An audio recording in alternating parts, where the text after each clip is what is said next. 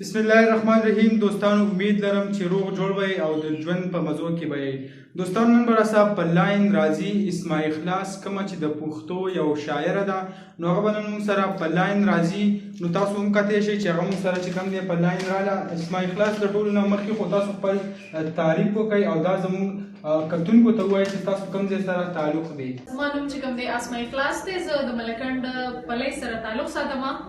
اسماء اخلاص د شاعرۍ نه علاوه ستاسو نور داسې مصروفیات شته؟ او دې نه علاوه چې کوم دی زه سبق وایم او د پښتونخوا ریډیو او ریډیو پاکستان همکاره یم. هلته د اظهار کار کوم. په کوم پوهنتون کې سبق وایي؟ په اسلامیه پوهنتون کې زه سبق وایم. 15 کې یم. بی ایس پښتو مې روانه ده. 5th سیمسټر مې دی. اسماء اخلاص زموږ په پښتونخوا معاشره کې یو جینۍ داسې د شاعرۍ طرف ته راتلل دې ته تاسو څنګه ګورئ؟ او اصل کې معاشره چونکې زموږ پښتنه ده، په پښتنه معاشره کې جینۍ دپاره بهر راتګ ډېر مشکله دی. اسماء اخلاص شاعري دا د کوم وخت نه کوئ؟ 8 کالو راځي چې کوم دی زه شعر لیکم. او دا راته ستاسو د شاعرۍ چې دی هغه استاد څوک و؟ بالکل زما په ژوند کې چې کوم دی زما آیډیل زما استاد محترم پروفیسر ډاکټر عباسین یوسفزی صاحب دی. هغوی نه زه د تعلیمي زده کړې هم کوم، د شعر زده کړه هم د هغوی نه کوم.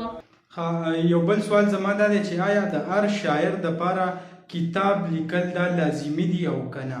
بالکل شاعر دپاره خو مهم دی چې هغه کتاب ولیکي، د هغې کتاب خلک ولولي، خلک یې خوښ کړي.